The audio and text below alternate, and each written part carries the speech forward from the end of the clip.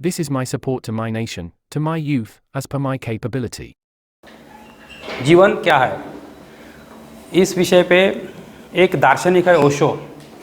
उन्होंने बहुत कुछ बोला है जीवन क्या है। उनका कहना है एज पर हिज नॉलेज जीवन अनमोल है। जीवन कैसा है? अनमोल है। जीवन अनमोल कैसे है? देखो, जिसको सही सलामत 2 हाथ मिले हैं, 2 पैर मिले हैं, 2 आँखें मिले हैं, नोज़ मिला है, अच्छा चेहरा मिला है, बाकी सभी ऑर्गन अच्छे मिले हैं, उसके लिए जीवन बहुत सुंदर है। अब तुम बोलोगे सर जीवन बहुत सुंदर कैसे है, मैं तो दुखी हूँ, मैं तो कष्टी हूँ, मेरे लिए जीवन सुंदर नहीं है। मैं आपको एक प्रयोग करके बताता हूँ। 2 मिनट आपको मेरे साथ एक प्रयोग करना है, सबको करना है। You close your I for 1 minute, half minute. अब आपने आंखें क्लोज की है, मुझे बताओ तुमको मैं दिख रहा हूँ क्या? तुमको इस रूम में कौन से कलर है वो दिख रहे क्या? ये रूम कितनी सुंदर है तुमको दिख रहा क्या? तुम्हारे आजू बाजू में कोई बैठा है दिख रहा क्या? यानी आप कौन से आनंद से वंचित हुए हो? कलर के, रूप रंग के, सौंदर्य के, जीवन के अलग अलग जो पहलू है उस सभी आनंद से आप अलिप्त हो गए हो। अब आंखें खोलो। खोलने का तो आपको क्या दिख रहा है?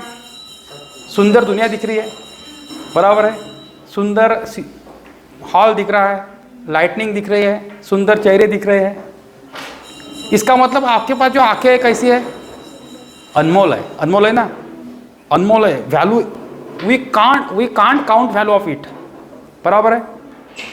तुम सोचो तुम्हारे पास 2 हाथ नहीं है। जिसके पास 2 हाथ नहीं उसके बारे में सोचो। उसके लिए जिंदगी थोड़ी बिना हाथ वाली है। तो एक एक ऑर्गन के बारे में तुम केयरफुली सोचो।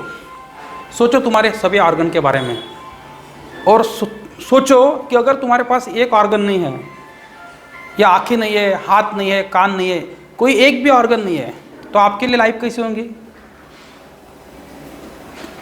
आप संगीन हो और कोई ऑर्गन नहीं है तो आपके लिए जीवन कैसा होगा? थोड़ा कठिन होगा। लेकिन बहुत से लोग ऐसे हैं कि किसी के पास हाथ नहीं है, पैर नहीं है, आंखें नहीं है, फिर भी वो पूरी उम्र जीते हैं। निसर्ग ने जितनी आयुष्मान उनको दिया है उतना जीते हैं। और कुछ लोग सब कुछ होने के बाद भी निराश, दुखी, कष्टी रहते हैं और अपने आप को ख़त्म करना चाहते हैं, अच्छा जीवन जीने की इच्छा नहीं रखते हैं। वो कितने अभागी है, बराबर है। अगर नेचर ने तुमको सब कुछ दिया है, देखो सबसे पहले महत्वपूर्ण चीज़ अगर तुम्हारे जीवन में कुछ है तो है तुम्हारी बॉडी, तुम्हारा मन, तुम्हारा दिमाग, तुम्हारे ऑर्गन। बाद में जीवन में कुछ भी इम्पोर्टेंट नहीं है। पैसा आता है, पैसा जाता है, लोग आते हैं, लोग जाते हैं, समर आता है, समर जाता है, बारिश आती है, बारिश जाती है, बराबर है। तुम्हारा शरीर अगर संगीन है, वाइट कलर के कितने तो भी शर्ट आएंगे और जाएंगे, बराबर है। मोबाइल जैसे कितने तो भी आएंगे और जाएंगे, घर कितने तो भी आएंगे और जाएंगे, बराबर है। दोस्त कितने तो भी आएंगे, जाएंगे, पति कितने तो भी आएंगे, जाएंगे। अरे गेटिंग माय पॉइंट? ये वास्तव है ना। हम काय को दुख मनाते हैं? हमें क्यों दुख मनाने की ज़रूरत है? हमें इसलिए दुख मनाने की ज़रूरत नहीं है क्योंकि हमारे सभी ऑर्गन कैसे हैं? संगीन है। हम जीवन का आनंद लेने के लिए तैयार हैं। निसर्ग ने हमें सब कुछ दिया है, पहला मुद्दा। इसलिए जीवन जीना बहुत ज़रूरी है। दूसरा एक मुद्दा, आदमी जब जीवन जीता है, आदमी जब जीवन जीता है तो उसके अंदर भावावेश होते हैं। भावावेश का मतलब क्या होता है?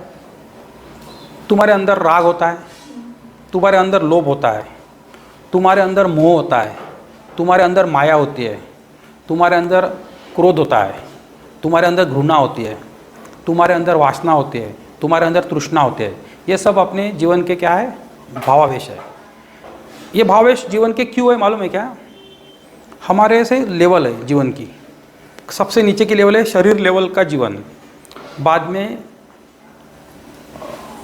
मन के लेवल का जीवन, बाद में बुद्धि के लेवल का जीवन, और बाद में स्पिरिचुअल लेवल का जीवन।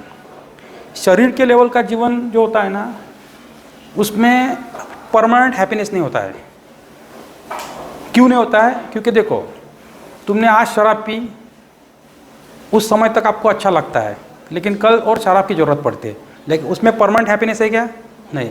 किसी ने आज सिगरेट पिया, उसको उस समय अच्छा लगता है, कल उसको और ज़रूरत पड़ती है। बराबर है? शरीर के लेवल का जो सुख होता है वो टेम्पररी होता है। कोई भी सुख रहो, वो क्या होता है?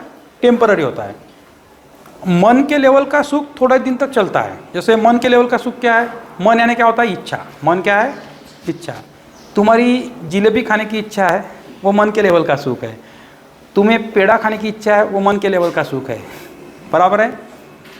तुम्हें खाना खाने की इच्छा है, तुम्हें नागपुर जाने की इच्छा है, बॉम्बे जाने की इच्छा है, किसी को मिलने की इच्छा है, वो कौन से लेवल का सुख हो गया? मन के लेवल का। मन के लेवल के सुख का हैप्पीनेस शरीर के लेवल के सुख के हैप्पीनेस से थोड़ा ज़्यादा है, अच्छा है। लेकिन तीसरे प्रकार का जीवन में सुख होता है, वो होता है बुद्धि के लेवल का हैप्पीनेस, इंटेलेक्चुअल लेवल का हैप्पीनेस बोलते हैं उसको। क्या बोलते हैं?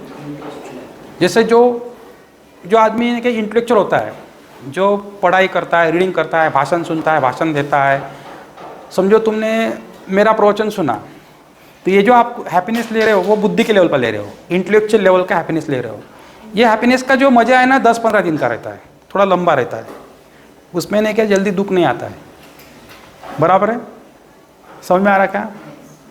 आप बहुत दुखी हो, समझो आपने शराब पिया, तो वो हैप्पीनेस 2-3 घंटे का रहता है, बाद में और शराब पीने की इच्छा होती है। आपने पिस्टल पिया, 2-3 घंटे में, 1 घंटे में और पीने की इच्छा होती है। लेकिन जो इंटेलेक्चुअल लेवल का हैप्पीनेस होता है वो नहीं क्या, 15 दिन 20 दिन रहता है। जैसे तुमने एक अच्छा आदमी का एक प्रवचन सुना, एकदम मस्त प्रवचन सुना, आपको बहुत अच्छा लगा, उसके विचार सुन आपके मन में चले गए, 15 दिन तक आपकी बैटरी चार्ज रहेंगी, 15 दिन तक आपको ऐसा हैप्पी फील होगा। थोड़ी थोड़ी बैटरी फिर डिस्चार्ज होना शुरू हो जाएंगी। 16वें दिन थोड़ा और दुख चालू हो जाएगा, थोड़ा फीलिंग चालू हो जाएगा। चौथे नंबर का जो सुख होता है इंसान में, वो बहुत परमानेंट होता है, उसको बोलते हैं स्पिरिचुअल लेवल का हैप्पीनेस।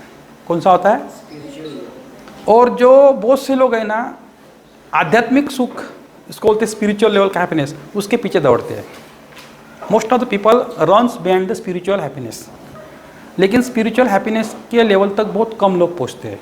क्योंकि तुमने हैव यू लिसन मास्लो ने ऐसा पिरामिड बनाया था, मालूम है? जैसे इंसान की ज़रूरत क्या है, सबसे नीचे इंसान की ज़रूरत क्या है? पहले खाने पीने की ज़रूरत है, यानी शरीर के लेवल की ज़रूरत, बाद में थोड़ा ऊपर मन के लेवल की ज़रूरत, बाद में थोड़ा ऊपर बुद्धि के लेवल की ज़रूरत। देखो, तुम्हारा अगर खाने पीने का बंदोबस्त पूरा हो गया समझो, तो खाने पीने के बाद आपका पेट भर गया है, पेट भरने के पहले आप खाली पेट हो तो आपको कुछ नहीं सोचेंगे, आपको एक ही बात सोचेंगी कि मुझे कोई कुछ भी करो, मुझे कुछ मालूम नहीं, मुझे सिर्फ खाना चाहिए, मुझे पानी चाहिए। देखो, आपको बहुत भूख लगी है, आप भूख के मारे तड़प रहे हो, आपके सामने कोई सुंदर लड़की भी ला के दी, कोई सुंदर चीज़ भी ला के दी, फिर भी आप बोलेंगे मुझे वो नहीं, पहले मुझे खाना चाहिए। क्योंकि आपके पहले ज़रूरत होती है आपके शरीर के लेवल पे, बाद में ज़रूरत किसकी होती है? मन के लेवल की। शरीर की भूख पूरी होगी, फिर मन की इच्छा शुरू हो जाती है। शरीर की भी भूख पूरी होगी, मन की भी भूख पूरी होगी, फिर आदमी को लगता है कि मेरी गाँव में इज्जत होनी चाहिए, मेरा मान सम्मान होना चाहिए, मेरा स्टेटस होना चाहिए, मेरी पोजीशन हो जाए। तो वो कहा किस इंटेलेक्चुअल लेवल की भूख है। अगर मुझे 10 लोगों ने नमस्कार किया तो मुझे अच्छा लगेगा, क्योंकि वो इंटेलेक्चुअल लेवल की भूख है। 100 लोगों ने मेरा नाम लिया, गांव में मेरा नाम है, बैनर है, पोस्टर। लोगों जब शरीर की भूख पूरी होती है, मन की भूख पूरी होती है, तो लोग गांव में बैनर, पोस्टर, होर्डिंग्स लगाते हैं, क्योंकि उसको क्या चाहिए? फिर इंटेलेक्चुअल रिस्पेक्ट चाहिए। और उसके भी ऊपर आदमी उठता है, बहुत कम लोग जाते हैं उसके ऊपर। तुमने शायद, अगर आपने D.Ed या B.Ed किया होगा तो तुमने मास्लो पिरामिड सुना होगा। सुना है क्या मास्लो का? ऐसा रहता है। उसमें आखिरी की जो अचीवमेंट होती है इंसान की, वो होती है स्पिरिचुअल अचीवमेंट। उसको बोलते हैं आत्म प्रचिति। क्या बोलते हैं? मुझे खुद की प्रचिति खुद को होना। और जिस आदमी की आत्म प्रचिति होती है, वो आदमी स्थित प्रज्ञा होता है, शांत होता है, काम होता है, उसको कभी गुस्सा नहीं आता है, उसको कभी क्रोध नहीं आता है, वो किसी पे चिल्लाता नहीं है, किसी को ब्लेम नहीं करता है, किसी को दोष नहीं देता है, एकदम शांत और स्थिर जीवन जीता है। वो एकदम उसको कभी टेंशन नहीं आता। जैसे शरद पवार समझो, नरेंद्र मोदी समझो, नितिन गडकरी समझो, वो आत्मप्रचिति के लेवल के आदमी हैं। कितना भी नुकसान हो उनको टेंशन नहीं आएगा, कितना भी फायदा हो उनको कुछ ज़्यादा नहीं लगेगा। वो जैसे है वैसे ही रहेंगे, स्थिर रहेंगे वो लोग, क्योंकि उनकी मेंटल अप्रोच वो लेवल पे चली है। इसलिए उनकी उम्र 75-80 होने के बाद भी वो स्ट्रांग है। बीमारी भी है उनके शरीर को, लेकिन वो बीमारी को ऐसे दृष्टा की नज़र से देखते हैं, थर्ड आदमी की नज़र देखते हैं। चल है बीमारी है, लेकिन मैं जिंदा हूँ ना, चलो चलने दो आगे। मेरा ऑपरेशन हो रहा है ना, फिलहाल मैं जिंदा हूँ ना, एनास्थेसिया लगा है ना, तकलीफ नहीं हो रहा है ना, चलने दो आगे। क्योंकि वो उस लेवल पे पहुँचे हैं, उसको बोलते हैं आत्मप्रचिति के लेवल। लेकिन उस लेवल तक बहुत कम लोग जीवन में पहुँचते हैं। अब मुझे आपको क्या बताना है, जीवन देखो, पहले अपना टॉपिक क्या है, जीवन क्या है, बराबर है। तो उसको जीवन क्या है वो समझने के लिए अपने को कुछ चीज़ें समझना होगा। कैसे, कुछ चीज़ें कौन सी, लोभ पहले समझना होगा, मोह समझना होगा, माया समझना होगा, क्रोध समझना होगा। पहले अपने अंदर के जो भावावेश है उसको समझना बहुत जरूरी है जीवन समझने के लिए। Are you getting my point? अब मैं तुमको बताता हूँ लोभ के बारे में। लोभ क्या है? जीवन में जो बच्चा पैदा होता है और मरता है, पैदा होने से मरने तक उसको लोभ होता है। तुम 2 साल के बच्चों को मार्केट लेके जाओ, उसको टॉयज़ के दुकान में, खिलौने के दुकान में लेके जाओ, उसको पहले गाड़ी दिखाओ, वो बोलता है ये गाडी पाहिजे, फिर उसको बड़ी गाडी दिखते, ही पाहिजे म्हणते, मग त्याला दुसरी काही वस्तू दे, ही पाहिजे म्हणते, लोभ राहते। पहा तुम्ही छोट्या मुलाला घेऊन जा दुकानात, कारण लोभ तिथूनच सुरू होते, बरोबर आहे। आणि समजा त्याला लोभ आहे, त्याला आपण गाडी घेऊन दिली, त्याला जे त्याचा लोभ आहे तो पूर्ण केला आपण, तर त्याच्या मनात आपल्याबद्दल मोह तयार होते। माझी आई खूप चांगली आहे, माझे वडील खूप चांगले आहे, वडिलांनी घेऊन नाही दिलीत, माझे वडील चांगले नाही आहे, मोह तयार होते। लोभ जर तुमचा पूर्ण केला गेला कोणाच्या माध्यमातून, ज्याच्या माध्यमातून तुमचा लोभ पूर्ण केला गेला, जिसके माध्यम से तुम्हारा लोभ पूरा किया गया, उसके बारे में तुम्हारे मन में मोह तैयार होता है। मोह मालूम है, मोह माया बोलते हैं, सब मोह माया है बोलते हैं, बाकी कुछ नहीं बोलते। तो मोह तैयार होते हैं, बराबर है। अगर तुमने लोभ किया किसी चीज़ का, मुझे ये चाहिए, मुझे वो चाहिए, लेकिन उस आदमी ने तुम्हारा लोभ पूरा नहीं किया, तुम्हारी अपेक्षा पूरी नहीं किया, पहले क्या तैयार होता है? राग। ठीक है, राग येते, दोबारा नहीं पूरा किया और गुस्सा आता है, तीसरी बार पूरा नहीं किया और गुस्सा आता है, चौथी बार नहीं पूरा किया और गुस्सा आता है, और वो राग का रूपांतर घृणा में होता है। देखो, लोभ से शुरू होता है सब, दुनिया में सब कुछ कहाँ से शुरू होता है? लोभ से। अगर तुम्हारा लोभ जिसने पूरा किया, किसने पूरा, उसके प्रति मोह तैयार होता है, और उसने बार बार रिजेक्ट किया, पूरा नहीं किया, तो क्या तैयार होता है? गुस्सा तैयार होता है, और गुस्सा बार बार रिपीट होता है, बार बार वो डिमांड पूरी नहीं करता है, तो क्या तैयार होता है? घृणा तैयार होती है। और घृणा ऐसी चीज़ है, इसको अंग्रेजी में हेट बोलते हैं। उसका चेहरा भी देखना हम पसंद नहीं करते, उसका गुस्सा करते हैं हम। दुनिया उस पर ही चलती है, दुनिया का केंद्र बिंदु लोभ है। फिर माया क्या होती है? माया कोई नाम की लड़की नहीं है, माया तैयार क्या होती है? माया यानी ये प्रॉपर्टी, संपत्ति, घर, बिल्डिंग, कार, पैसा, बैंक बैलेंस, बैंगलो, ये क्या है? माया। जिसके प्रति हमें मोह तैयार होता है उसको हम माया देने की या अपने पास रखने की कोशिश करते हैं, बराबर है। लेकिन ये मोह माया क्षणिक होती है, वो वास्तव नहीं होती जीवन का। जीवन का सही वास्तव सिर्फ अपना शरीर है, और अपना मन है, और अपना ब्रेन है। जो इंसान, जो बंदा जीवन में बहुत बड़ा बनता है, वो ज़्यादा फोकस नहीं क्या अपने शरीर, अपने मन और अपने ब्रेन पे खर्च करता है। जो अपने खुद को बहुत बड़ी प्रॉपर्टी समझता है, और खुद को बहुत बड़ा डिजाइन करता है, खुद को बहुत बड़ा ट्रेन करता है। देखो, बाबा साहब आम्बेडकर ने सिर्फ खुद को ट्रेन किया, उसके पूरी दुनिया में पुतले बने। राष्ट्रसंत तुकडोजी महाराज ने शादी भी नहीं की, उन्होंने सिर्फ खुद पर फोकस किया, गांव गांव घूमे। उन्होंने एक भजन भी बोला, ये मेरा शरीर ही मेरा मंदिर है, बस उनका भजन है एक, मालूम है आपको? वो राष्ट्रसंत बने, बराबर है। गाडगे बाबा भी वैसे थे, मोह माया से अलिप्त थे वो, क्योंकि गाडगे बाबा एक जगह प्रवचन दे रहे थे। क्या दे रहे थे? बहुत तल्लीन होकर प्रवचन दे रहे थे, पूरे तल्लीन हो गए थे प्रवचन में। एक बंदा आया एक गांव से। बंदा क्यों आया? क्योंकि गाडगे बाबा का बच्चा, लड़का मर गया था।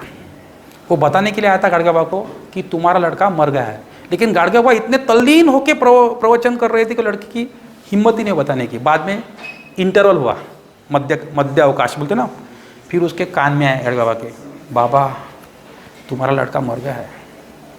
बाबा थोड़े सेकंड के लिए स्तब्ध हो गए और फिर प्रवचन के लिए खड़े हो गए और फिर उन्होंने एक वाक्य बोला, ऐसे येते किती जाते किती, का लढावे एकल्यासाठी, गोपाला गोपाला देवकी नंदन गोपाला।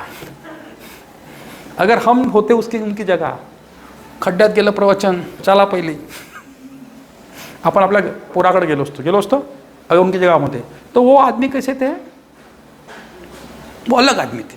वो आदमी, वो लेवल की उनकी मैच्योरिटी थी, वो लेवल की उनको दुनिया को देखने की उनकी माइंडसेट था, इसलिए वो महाराज, वो उनके नाम की यूनिवर्सिटी है। हालांकि वो स्कूल में नहीं गए, हम तो ग्रेजुएट तक स्कूल में जाते हैं, पोस्ट ग्रेजुएट तक स्कूल में जाते हैं, लेकिन खुद का पेट नहीं पाल सकते, खुद टेंशन में रहते हैं।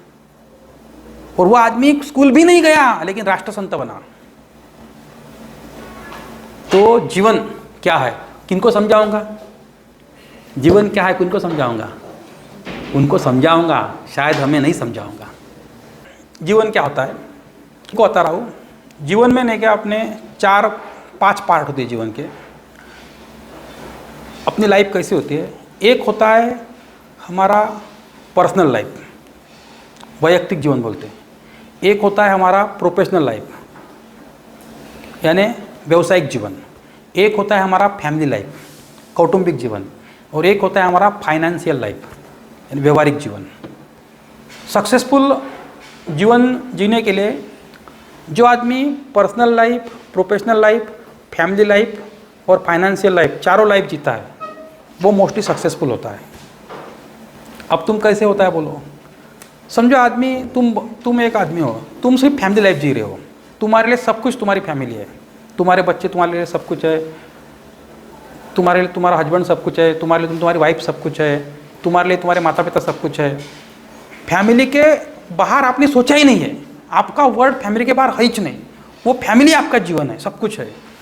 लेकिन फैमिली के लोग कुछ कारणवश आपके विरोध में चले गए, उनसे आपकी नहीं बन पा रही है, फिर आपको ऐसा लगता है कि अब जीवन नहीं बचा, मेरी फैमिली मेरे खिलाफ चली गई और मेरे लिए फैमिली सब कुछ था, अब मेरे लिए जीवन अच्छा नहीं है, अब मैं मेरे जीवन का कुछ भी कर सकता हूँ।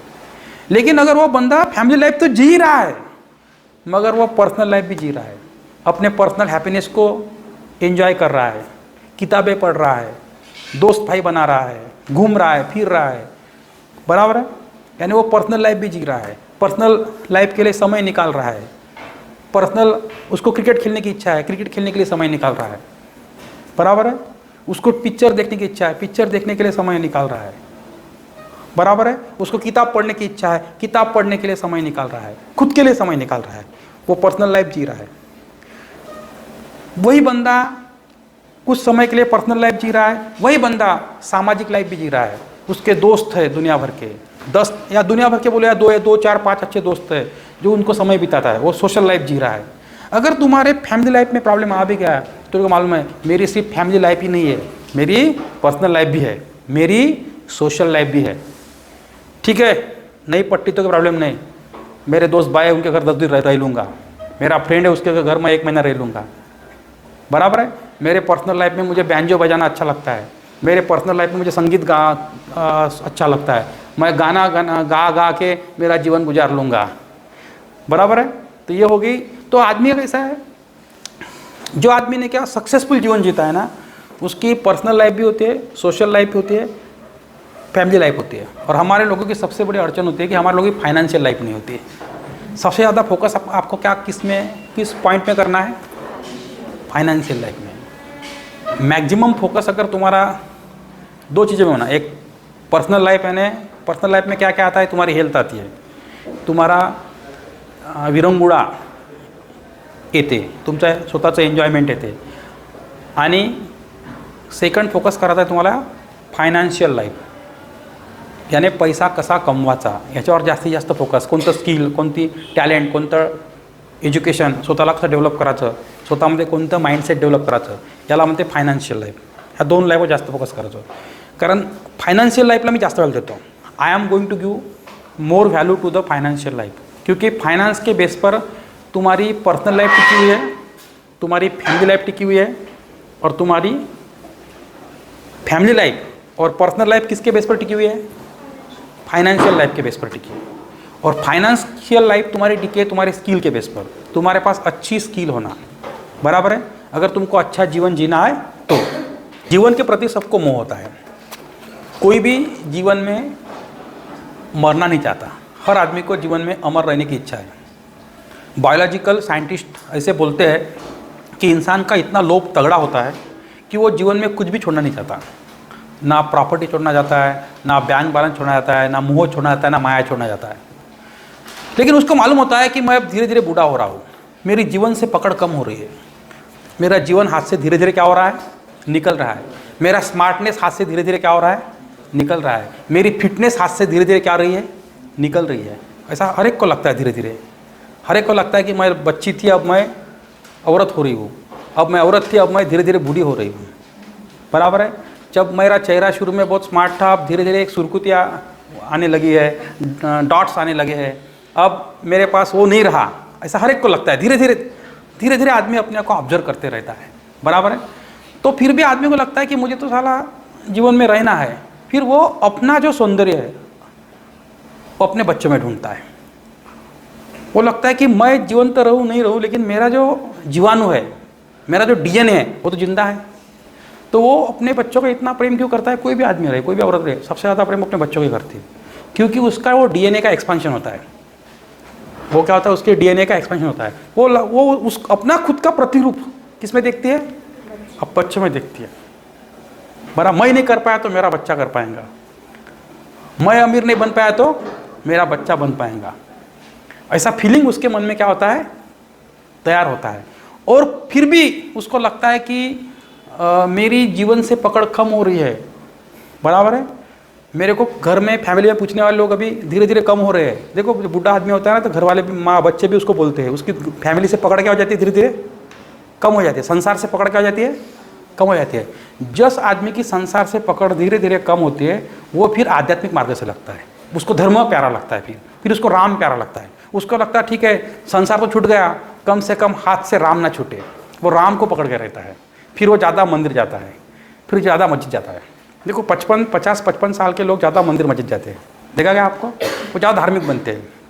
वो धार्मिक इसलिए बनते हैं, ठीक है संसार तो हाथ से छूट गया लेकिन मुझे राम को नहीं छोड़ना है।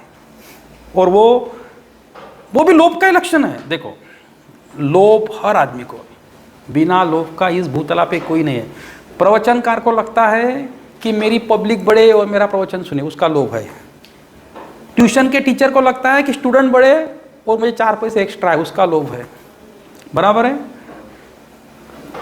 एक नेता है, उसको लगता है कि मैं ज़्यादा तक लोगों तक पहुँचूँ, मुझे मेरे बारे में वो अच्छा सोचे और मुझे ज़्यादा वोटिंग मिले, उसका लोभ है। हर आदमी का अलग अलग लोभ है। बिना लोभ से दुनिया में कोई नहीं है। साधु का भी अलग लोभ है, सन्यासी का भी अलग लोभ है, सामान्य इंसान का अलग लोभ है। बिना लोभ से दुनिया में कोई नहीं है। और सत्य यह है कि जब आदमी जवान होता है तो उसकी संसार में पकड़ होती है, लेकिन जब वो बूढ़ा होता है तो उसकी संसार में से पकड़ धीरे धीरे क्या हो जाती है?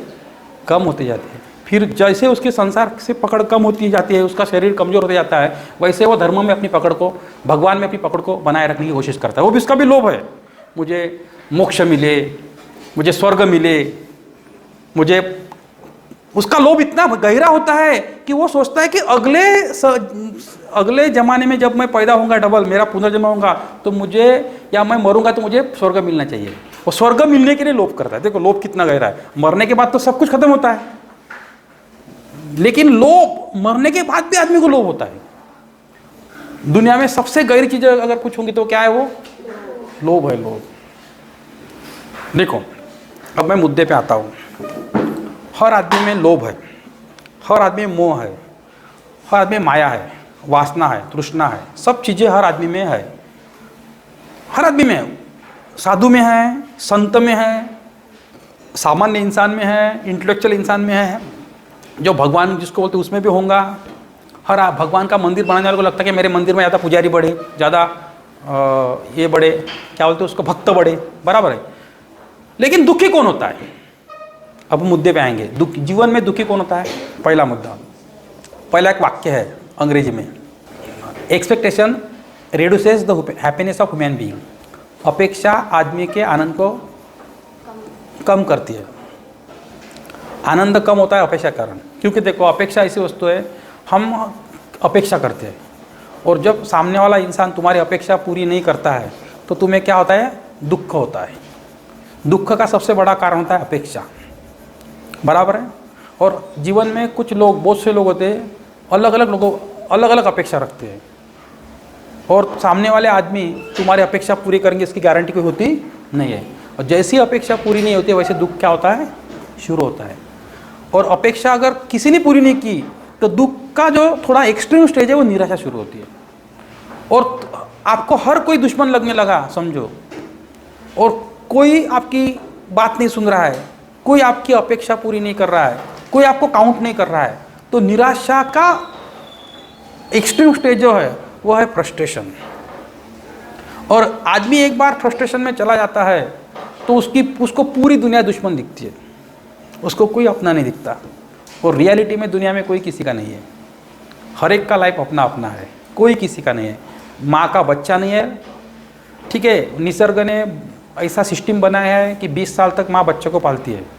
20 साल के बाद जब उसको जब पंछी को पंख मिलते हैं तो वो अपनी उड़ान खुद भरता है। जैसे बच्चे बड़े हो गए 20 साल के बाद, वो माँ का नहीं सुनता। माँ को लगता है कि यार मैंने उसको पाल पोछ के बड़ा किया, इसको पैसा लगाया, इसके लिए मैंने मेरा जीवन बर्बाद किया, फिर मेरा ये क्यों नहीं सुन रहा है। लेकिन उसको खुद के पंख मिले हैं, अब उसको खुद उड़ना है, उसका खुद का लाइफ है, उसका खुद का एंजॉयमेंट है, बराबर है, उसका खुद का फ्रेंड सर्कल है, क्योंकि वो अपनी लाइफ जीना चाहता है। हर आदमी क्या करता है? अपनी लाइफ जीना चाहता है, बराबर है।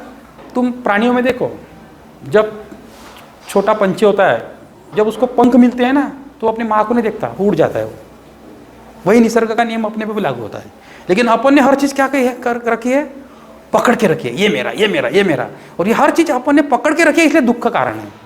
और रियलिटी में क्या है? कोई किसी का नहीं है, बराबर है ना। कुछ लोग हैं चंद दिनों के साथी है, चंद दिनों के साथी है। देखो कितने लोग तुम पैदा अकेले हुए थे, पैदा तुम अकेले हुए थे ना। बड़े तुम कैसे हुए हो? अकेले हुए हो। और तुम मरने वाले कैसे हो? अकेले हो। ये मानते हो क्या? बीच में 1000 लोग आते रहेंगे, 1000 लोग जाते रहेंगे, और हजारों लोग आते रहेंगे, हजारों लोग जाते रहेंगे। तुमको जीवन में अलग अलग भूमिकाएं मिलती रहेंगी। जीवन भूमिका है, जैसे माँ की भूमिका मिलेंगी तुमको, बहन की भूमिका मिलेंगी तुमको, बाप की भूमिका मिलेंगी तुमको, बराबर है। तुमको बड़े भाई की भूमिका मिलेंगी, तुमको मौसी की भूमिका मिलेंगी, तुमको आत्या की भूमिका मिलेंगी। भूमिका को नाम दिया गया है ना, और जो जो भूमिका तुम अच्छी निभाओगे तो तुमको बेस्ट बोला जाएगा, बराबर है। लेकिन वही जीवन है कि तुमको जीवन में क्या मिलने वाली है? भूमिका। जब तुम छोटी थी तो तुम बच्चे की भूमिका में थी, तुम बच्चे की भूमिका में थे। जब तुम बड़े हो जाओगे उसको नाम मिल रहा है, फिर एडोलेसेंस एज, टीन एज, बाद में यंग एज, यूथ एज, बाद में एडल्ट एज। तो अलग अलग नाम मिला है ना, भूमिका है, भूमिका है, बराबर है। और दुनिया में वही इंसान हैप्पीली जीता है। जैसे एक शेक्सपियर का वाक्य है, बहुत बड़ा वाक्य है, बहुत बड़ा विचारवंत था वो। उसने बहुत गरीब घर का बंदा था वो, लेकिन उसने इतनी इन्वेंशन किया जीवन पे कि वो पूरे वर्ल्ड में उसका लिटरेचर पढ़ाया जाता है। अगर अंग्रेजी पढ़ने की बारी आती है, एमए इंग्लिश या बीए इंग्लिश, तो सबसे पहला नाम किसका आता है? शेक्सपियर का आता है। क्योंकि वो आदमी इतना भारी आदमी था जीवन में, इंग्लैंड का था, गरीब घर से निकल रहा था, लेकिन उसने ड्रामा, फिल्म, एक्टिंग, भूमिकाएं, जीवन, सब के बारे में उसने लिखान किया। उसने एक वाक्य उसका फेमस पूरे वर्ल्ड में, world is stage, life is drama, we are actor and nature or God is director. पूरा वर्ड जो है ना ये स्टेज है। जीवन क्या है? पूरा ड्रामा है, ड्रामा ही है जीवन, पूरा ड्रामा है। जीवन कुछ भी नहीं है, पूरा वर्ड एक स्टेज है। और हम सब कौन है? एक्टर है। हमको भूमिका मिलती है, हमको भूमिका मिली है, और भूमिका ऑटोमेटिकली मिलती है।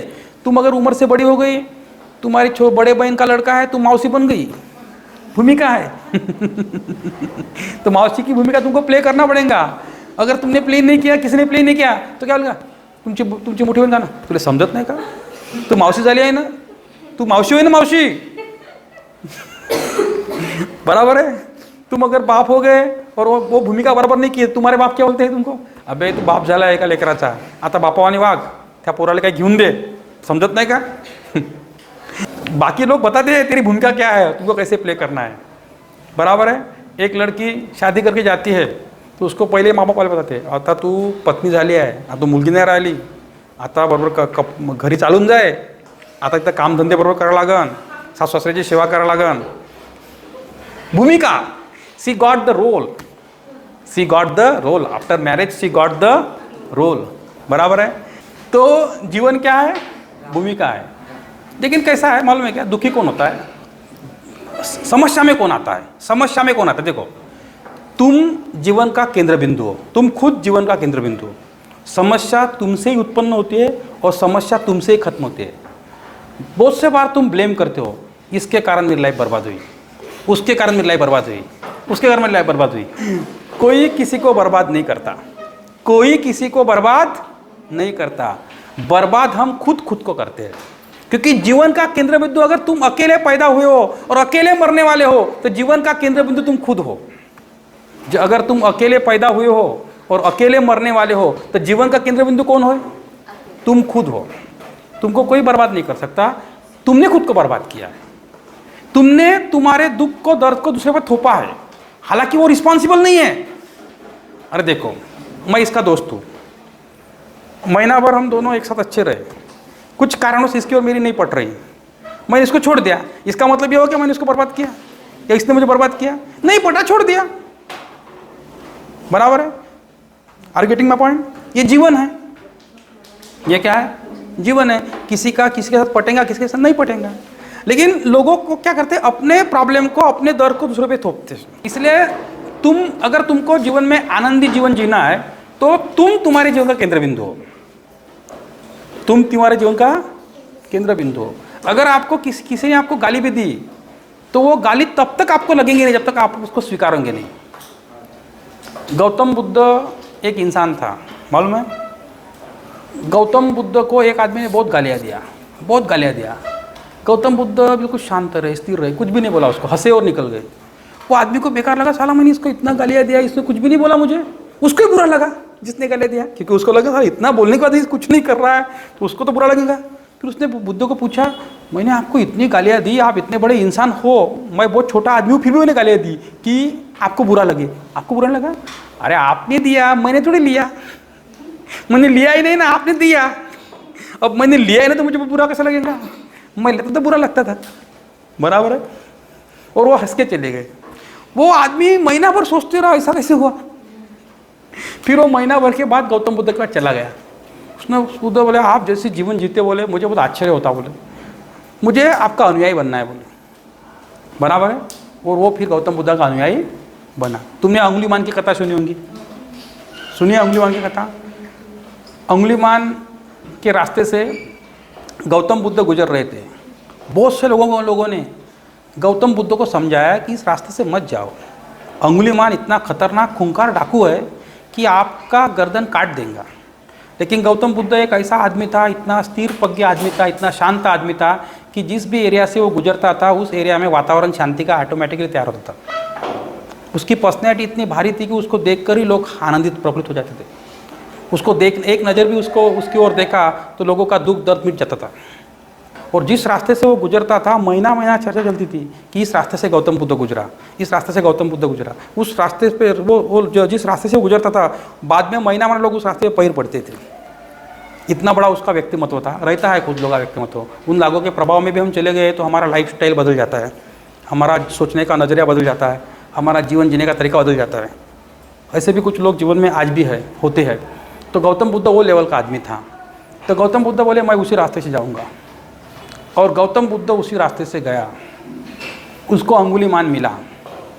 अंगुलीमान ने दूर से बोला, वो भी डरा अंगुलीमान, मैंने 108 लोगों को मारा है, और 108 लोगों की जो उंगली है, मैंने मेरे जो मैंने हार बनाया है, माला बनाया है, माला उसमें लटका करके, अभी 1 से 9 नंबर के तुम हो, मेरे पास मत आओ, तुम बहुत अच्छा आदमी हो, दूर से चले जाओ, नहीं तो मुझे आपको मारना पड़ेगा।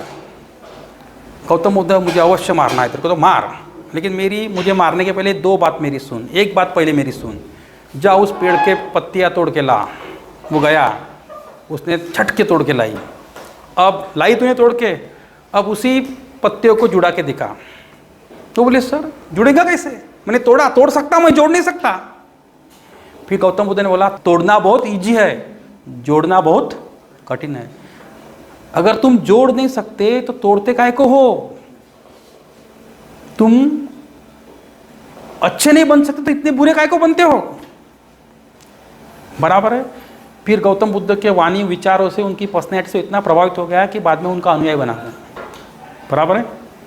तो इसका मतलब यह है कि जीवन में कोई किसी को बर्बाद नहीं करता, हम खुद की लाइफ खुद की होती है। हमें समझ में आना चाहिए कि हमें अपना जीवन कैसे जीना है। अब देखो जीवन कैसा होता है, पूरब है तो पश्चिम है, उत्तर है तो दक्षिण है, सुख है तो स्वीट है तो बिटर है, बराबर है, हैप्पीनेस है तो अनहैप्पीनेस है, लेफ्ट हैंड है तो राइट हैंड है। हर दुनिया में हर दो चीज़ होती है, लेफ्ट तो राइट है, अप है तो डाउन है, पूरब है तो पश्चिम है, सुख है तो दुख है। दुख बुरी चीज़ नहीं है, सुख बुरी चीज़ भी नहीं, अच्छी चीज़ भी नहीं है, वो जीवन का पार्ट है। क्या है? जीवन का पार्ट है। देखो आप जब तीखा खाओगे तो आपको मीठी की टेस्ट मालूम गिरेगी ना। आपने तीखा ही खाया नहीं तो आप मीठी की टेस्ट मालूम गिरेंगे क्या? आपने थोड़ा दुख ही नहीं देखा तो आपको हैप्पीनेस का आनंद आएगा क्या? आनंद उन्हीं को आता है जिसने थोड़ा दुख देखा है। दुख एक जीवन का भाग है। दुख यानी लाइफ खत्म लाइफ नहीं है, दुख यानी बेकार चीज नहीं है। बहुत से लोग तो दुख को बेकार समझते हैं। झोपड़ी में रहना बेकार नहीं है।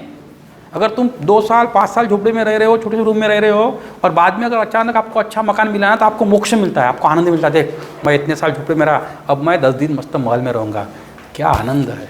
लेकिन तुम बचपन से ही महल में रह रहे हो, तुम्हें कोई आनंद नहीं मिलेगा, क्योंकि आपको पता ही नहीं है झोपड़ी क्या होती है। जो तो महल का आपके लिए कुछ भी नहीं है। जिसने तीखा खाया ही नहीं उसको स्वीट की क्या टेस्ट रहेंगी, बराबर है।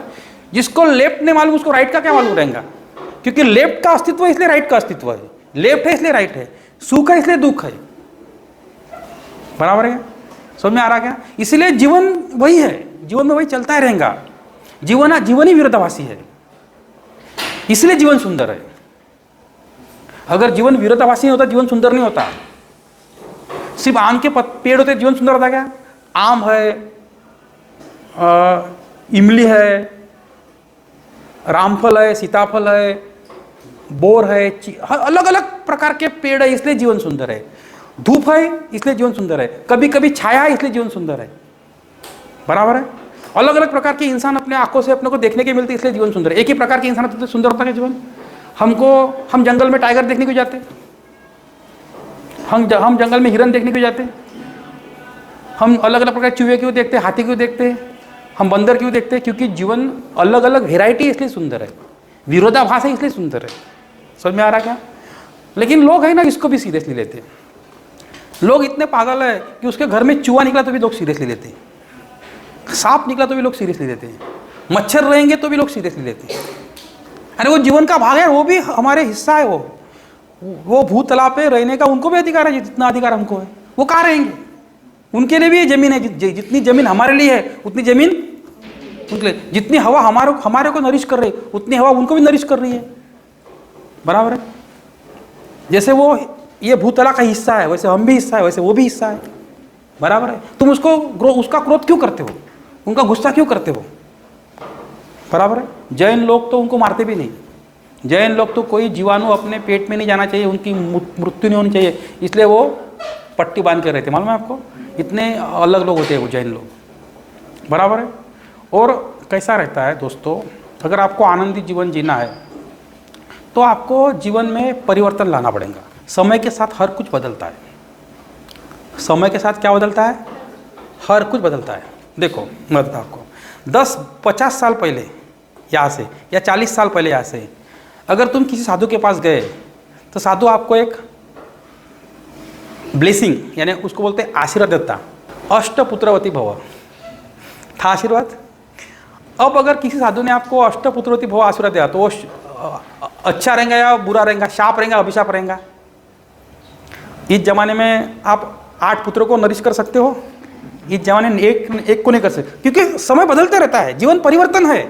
उस समय में अष्टपुत्रवती भवन ये शब्द तो आशीर्वाद था, अभी वो शाप हो गया। अभी लगे तो वो 1 पुत्रवती भव बोलेंगे तो और अच्छा रहेगा बराबर है। और मैं तो ये सोचता हूँ कि 0 पुत्रवती भव बोला तो और अच्छा रहेगा क्योंकि पॉपुलेशन इतनी बढ़ चुकी है अभी कि जमीन कम जा रही है। बराबर है, समझ में आ रहा है क्या आपको? अभी लोगों ने अगर अच्छा जीवन जीना है ना, खुद के लाइफ पे केंद्रित करना चाहिए, खुद के लाइफ पे। ज़्यादा टेंशन बढ़ाने के लिए ज़्यादा समस्या, आदमी क्या होता है खुद समस्या का कारण होता है, वो खुद समस्या को बढ़ाता है।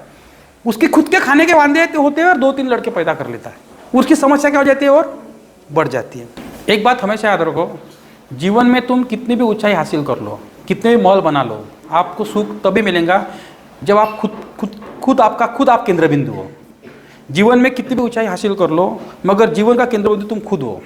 जब तुम खुद को नहीं क्या जीवन जीने के लिए प्रिपेयर नहीं करते हो, खुद में तुमको एक आध्यात्मिक स्पिरिचुअल नॉलेज नहीं आता है, तब तक तुम सही आनंद जीवन का नहीं ले सकते हो। बड़े बड़े मकान में रहने वाले लोग आत्महत्या करते हैं, मालूम है आपको? कभी कभी झोपड़ी में रहने वाले लोग सुख से जीवन जीते हैं और कभी कभी बड़े बड़े मकान वाले आत्महत्या कर लेते हैं, मालूम है? कभी कभी बड़े बड़े मकान वाले दुख में दर्द में रहते हैं। एक लड़का रहता है इसके एज का, उसके पिताजी उसको मर्सिडीज बेंज नाम की गाड़ी में लेके जाते हैं, बहुत महंगी गाड़ी होती है 50 लाख की। और रास्ते में एक लड़का 2-4 लड़के खेल रहे होते हैं, उसके कपड़े फटे हुए होते हैं, गंदे कपड़े होते हैं, बराबर है? वो लड़का देखता है, देख यार क्या इसकी लाइफ है, मेरे को कपड़े नहीं मिलते, ये 50 लाख की गाड़ी में मस्त घूम रहा है। थोड़े समय के लिए लड़का दुखी होता है, कौन सा जो गंदे कपड़े पहन के खेल रहा था, बराबर है? फिर वो हो गया एक सीन, समझा आपको? एक सीन। फिर दूसरा सीन दे पता तो आपको, वही लड़का जो 50 लाख की गाड़ी में उसके पिता के साथ जा रहा था, वो लड़का बड़े महल में रहता है। वो महल से ने के नीचे देखता है, उसके महल के सामने बहुत बड़ा ग्राउंड होता है।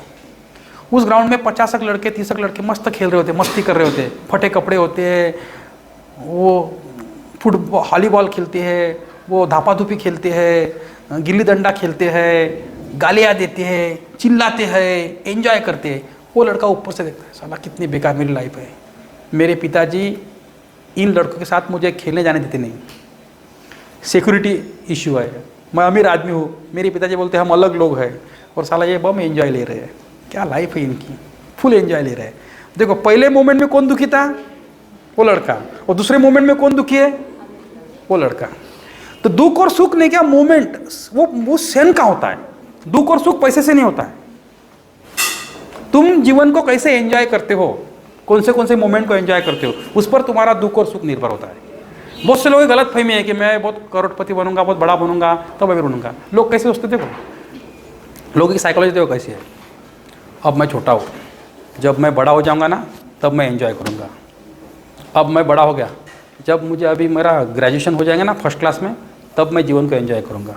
फिर ग्रेजुएशन नहीं, अब नहीं, जब मेरा घर बनेगा ना देखना मैं एंजॉय करूँगा। नहीं, जब मेरे पास गाड़ी आएगी ना देखो मैं और एंजॉय करूँगा। साला फिर भी कम रहेगा। अब मेरी शादी होगी ना तो और एंजॉय करूँगा, पूरा विदेश इधर घूमेगा। शादी होती है अभी यार, शादी हो गए, माँ बाप लड़का होगा ना मुझे बम उसका बर्थडे मनाऊंगा, एंजॉय करूँगा। ऐसे करते तो वो बड़ा हो जाता है।